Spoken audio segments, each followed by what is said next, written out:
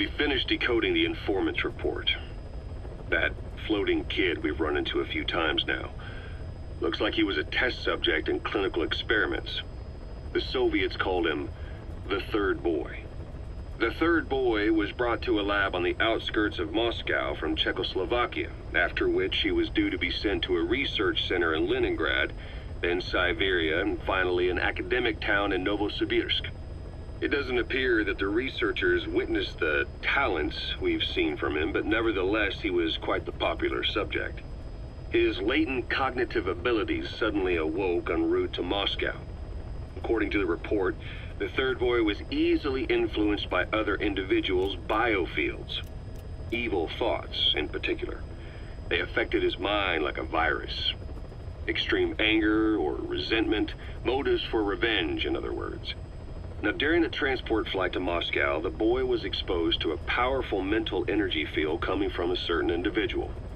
Ever since, being conscious of his powers, he's become a sort of energy generator. What's unique about him is the way his acute telepathic abilities get taken over by another person's will. The boy began to physically parasitize individuals experiencing extreme anger and codify the host's desires.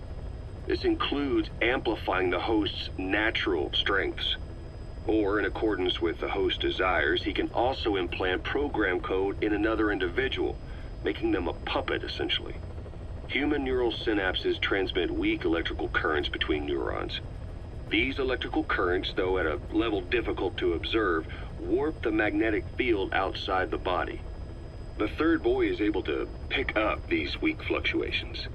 Contrary to psychotronics, which involves controlling the human mind, his abilities as a receptor are too high. The emotions he picks up from another individual are amplified and unleashed into his body as they recur in his brain. They turn into microwaves, which then affect the physical world, triggering paranormal phenomena like the spontaneous combustion of organic matter or psychokinesis, moving an object without touching it. There's one other thing.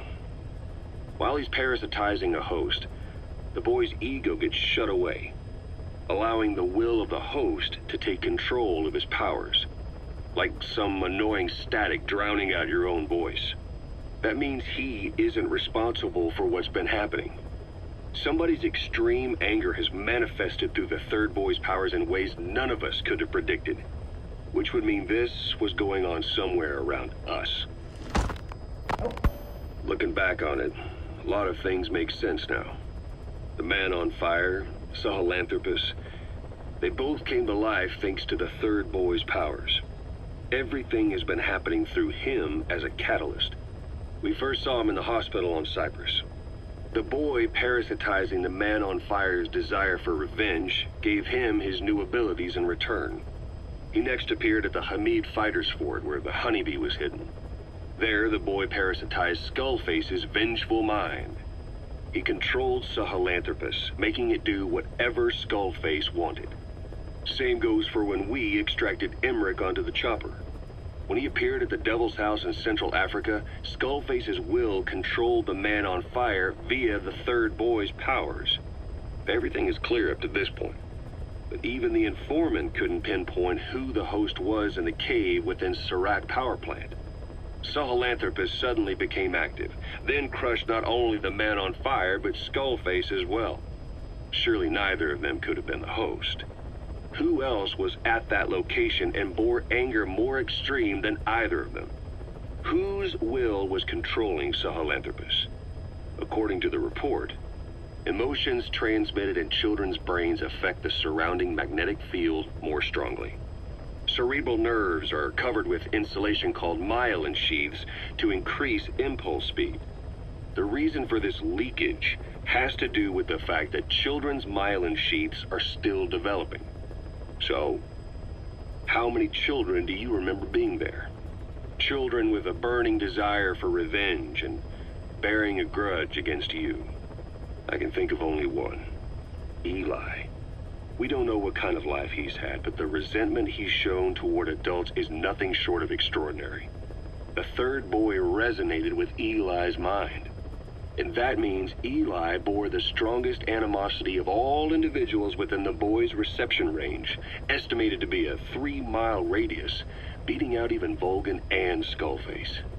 The third boy's probably remained hooked on Eli's anger since. You remember at the Devil's House, the third boy showed an interest in Shabani? That must have been his ego making a rare appearance. He may possess abilities far beyond anyone else in the world, but he's still a kid. Maybe them both being kids was enough to bring them together. And if so, maybe with Eli, he isn't feeding off him, but acting in symbiosis with him. So what kick-started the third boy's powers? If we look at the location and time that his plane went down, we can make a pretty good guess. When the plane experienced the first anomaly, it gave an accurate report of its position to a control tower, due north of the Black Sea, 125 miles east of Kiev.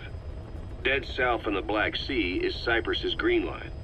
So the plane's position was directly north of the hospital where you'd been asleep for 9 years. And this anomaly was reported at exactly the same time that you woke up. The plane was enveloped in flame from the inside out. The fuselage burnt to ashes. There were no survivors, at least not publicly admitted. Your thoughts formed a synchronicity with the boy's psyche and were amplified inside his brain. That would have been more than enough to trigger his abilities. Your rage was like a big bang in his head, blowing the lid off his powers. The boy was then secretly moved to the lab outside of Moscow where Volgin was comatose. There, Volgin's thoughts resonated with the boy and he was awakened. Volgin became the man on fire, hell-bent on getting revenge on you. His instincts led him straight to you. Skullface knew Volgin from Operation Snake Eater, or perhaps from even before. Monitoring this pair of extraordinaries, he discovered the hospital and sent his assassin and XOF. Skullface was probably watching the situation from close by. Then, realizing how useful these two test subjects could be, he approached them. Reacting to Skullface's thirst for revenge, this time the boy let Skullface's will control Volgin. Volgin, at times driven by personal revenge, at times through Skullface's will, kept on moving, though his body was little more than dead meat. Perhaps there were moments where even your thoughts affected him as well. But without the boy's power, it was like the plug had been pulled from the socket. Everything was powered by anger, malice, revenge. This is how the end of the report sums things up.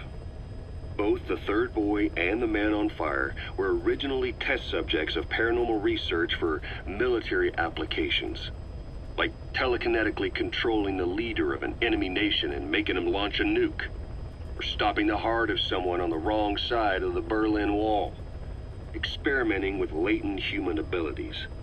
They were used as tools of the Cold War. The boy's only crime was being born with unique gifts. But he was sacrificed on the altar of war. His life reduced to slavery under other people's wills. Turned into a living weapon with no will of his own. And eventually the only emotion he could feel must have been the desire to get revenge for the hand he'd been dealt. Boss, it's you that awakened the boy's powers. But there's more to it than that. I guess the anger emanating from you was something he could truly relate to.